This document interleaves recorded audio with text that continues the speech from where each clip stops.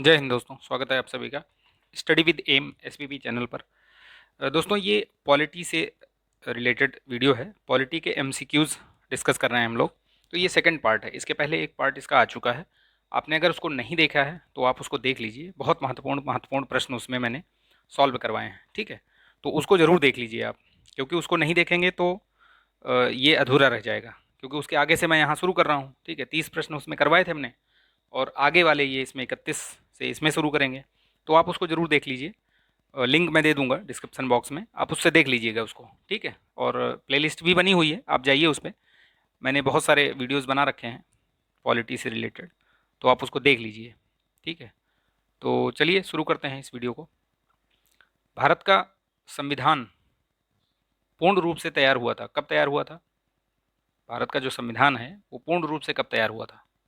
तो आप देखिए, उस संविधान को लागू करने की तिथि और पूर्ण रूप से जो लागू करने की तिथि है, कि इस दिन लागू हुआ, इस दिन बना। तो जब तैयार हुआ तो वो 26 नवंबर 1949 का था दिन। वो आप उसकी प्रस्तावना में आपने देखा होगा, ठीक है, पढ़ा होगा, ठीक है। तो ध्यान रखिएगा उसको। भारतीय संविधान लागू कब हुआ? अब देखिए लागू कब हुआ था। अब देखिए इसमें ये 26 जनवरी 1950, ठीक। चलिए आगे बढ़ते हैं। वो तारीख है पूर्ण जब उस दिन अपनाया गया। उसमें प्रस्तावना में आपने पढ़ा होगा, ठीक है। प्रस्तावना पढ़िए, उसमें लिखा हुआ है कि ये फला फला तारीख को 26 नवंबर 1949 को हम इसको आत्मार्पित करते हैं, ठीक है। तो इसलिए वो डेट अलग हो गई, ये डेट अलग हो गई, ठीक है। तो ध्यान रखिएगा, इसमें कंफ्यूज मत होइएगा। चलिए शुरू करते हैं। संविधान सभा के सम्मुख संविधान की प्रस्तावना का प्रस्ताव किसने रखा था? तो जो प्रस्तावना है वो किसने पेश की थी? वो पंडित जवाहरलाल नेहरू ने, ठीक है। भारत के संविधान के केंद्र में केंद्र और राज्यों के बीच किया गया शक्तियों का विभाजन और निम्नलिखित में से किस योजना पर आधारित? तो ये योजना जो है वो जो भारत सरकार अधिनियम आया था उस पे उसी पर आधारित थी। ये वहीं से प्रावधान उठाया गया है, ठीक है। किस वर्ष संसद ने भारतीय संविधान अपनाया था? तो अभी इसके पहले ही बता दिया हमने कि 1950 में, ठीक है। तो चलिए आगे बढ़ते हैं। 1946 के चुनाव के पश्चात मुस्लिम लीग ने किस प्रांत में अपनी सरकार बनाई थी?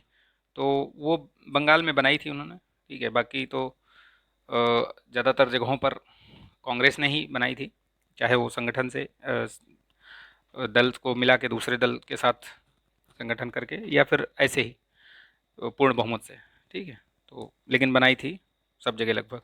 बंगाल ही एक था जो जहाँ पर ये मुस्लिम लीग ने अपनी सरकार बनाई थी। निम्नलिखित में से किसने सुझाव दिया था कि भारत की स्वतंत्रता के बाद भारतीय राष्ट्रीय कांग्रेस को एक राजनीतिक दल के रूप में भंग कर दिया जाना चाहिए? तो ये बहुत ही महत्वपूर्ण वक्तव्य दिया था महात्मा गांधी जी ने, ठीक है। ध्यान रखना है इसको। चलिए आगे बढ़ते हैं। निम्नलिखित कथनों पर विचार कीजिए।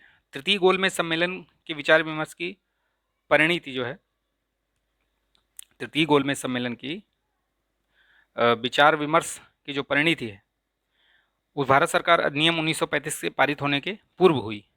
तो ये तो मतलब एक तरीके से देखा जाए तो सही ही कह रहे हैं कि उससे पूर्व ही हुई थी, ठीक है। तभी तो उसके बाद ही तो आया था। तृतीय गोल में सम्मेलन हुआ, पहला हुआ, दूसरा हुआ, तीसरा हुआ, तो उसके बाद ही आया ये। तो पहला तो सही है। वो भारत सरकार अधिनियम 1935 में ब्रिटिश भारत के सूबों को सूबों और भारतीय रियासतों का एक संघ आधारित ऑल इंडिया फेडरेशन के गठन का उपबंध किया गया था। तो दोनों सही हैं इसमें, ठीक है। तो ध्यान रखिएगा, दोनों सही हैं, सी। चलिए आगे बढ़ते हैं। मैंने जो संवैधानिक विकास वाला जो वीडियो बनाया है उसको आप देख लीजिए, एक भी प्रश्न आपके गलत नहीं होंगे इस तरह से। निम्नलिखित कथनों पर विचार कीजिए। भारत की संविधान सभा ने भारतीय राष्ट्रीय ध्वज का प्रारूप 22 जुलाई 1947 को अपनाया। एग्जैक्टली एकदम सही है, ठीक है। राष्ट्रीय ध्वज के बीच चक्र में 21 तीलियां हैं, ठीक है। तो क्या 21 हैं? आप बताइए कैसी हैं, कितनी तीलियां हैं उसमें? आप देखिए उसमें राष्ट्रीय ध्वज की चौड़ाई लंबाई का अनुपात जो है वो क्या है? अनुपात इसका राष्ट्रीय ध्वज की चौड़ाई का अनुपात 3:4। इसमें क्या पूछा गया है? सही पूछ रहा है। तो केवल इसमें एक सही है, क्योंकि ये जो उल्टा लिखा हुआ है इसमें 24 तीलियां हैं, ठीक है। और इसमें ये 4:3 है, ठीक है। ध्यान रखिएगा, ये कई बार कन्फ्यूज़न हो जाएगा आपको, 3:4, 4:3, तो याद रखिएगा इसको। तो केवल एक सही है उसमें। भारत का संविधान देश की आवश्यकताओं की पूर्ति करता है क्योंकि इसको एक गृहीत संविधान कहा जाता है। ठीक है, क्यों कहा जाता है? क्योंकि ये गृहीत संविधान है। तो ये भारत का संविधान तो सही है, देश की आवश्यकताओं की पूर्ति करता है और ये गृहीत संविधान भी है, लेकिन ये इसका कोई जस्टिफाई नहीं कर रहा है ये रीज़न। ठीक है, ये अलग अलग दोनों सही हैं, बट इसका ये जस्टिफाई नहीं कर रहा है। ठीक है, तो इसलिए बी आंसर होगा उसका, ध्यान रखिएगा। डॉक्टर बी आर अम्बेडकर की अध्यक्षता में संविधान सभा के प्रारूप समिति में कितने अन्य सदस्य थे? तो कितने सदस्य थे उसमें, आप बताइए कितने सदस्य थे उसमें? तो उनके अतिरिक्त, उनको मिलाकर तो 7 थे, तो उनके अतिरिक्त कितने हुए? 6 हुए। ठीक, ध्यान रखिएगा, ये सब बड़ा ऐसे थोड़ा ट्रिकी क्वेश्चन है। आप जानबूझ के, पता चला आप जल्दबाजी में 7 मार देंगे इसमें, लेकिन वो गलत हो जाएगा।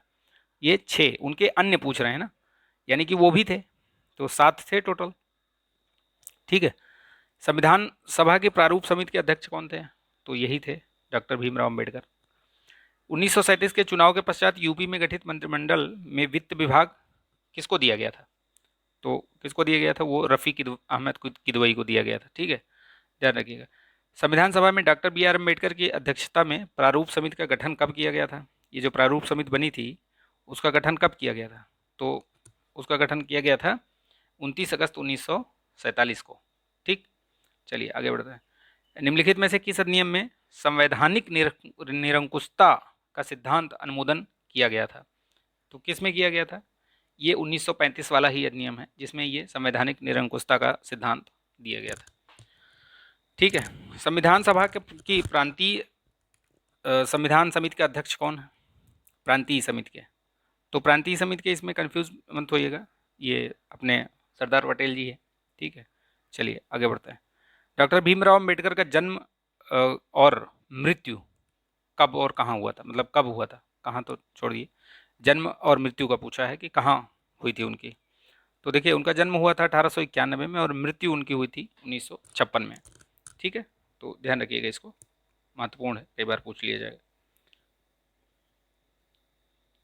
तो आगे देखते हैं यहाँ से, किस वर्ष में जनगण मन को भारत के राष्ट्रगान के रूप में अपनाया गया था? तो ये आप थोड़ा सा अगर सोचेंगे तो ये उसी टाइम पे अपनाया गया था, ये 1950 में ही। ठीक है, संविधान पांडुलेखन समिति के का निम्नलिखित में से कौन सदस्य नहीं था? तो इसमें जवाहरलाल नेहरू जी नहीं थे, बाकी सब थे। ये सादुल्ला साहब थे, अय्यर जी और के एम मुंशी ये थे, ये नहीं थे, यानी कि इसका आंसर होगा ये डी, जवाहरलाल नेहरू। भारतीय संविधान को अपनाया गया था, तो किसके द्वारा अपनाया गया था?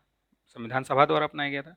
भारत संविधान के निर्माण में संविधान को कितना समय लगा था? तो ये हम बचपन से याद करते चले आ रहे हैं, 2 साल 11 महीने 18 दिन। ठीक है, भारत शासन द्वारा राजकीय चिन्ह कब से अंगीकृत किया गया? तो कब से किया गया अंगीकृत? ये 26 जनवरी 1950 से ही हुआ है।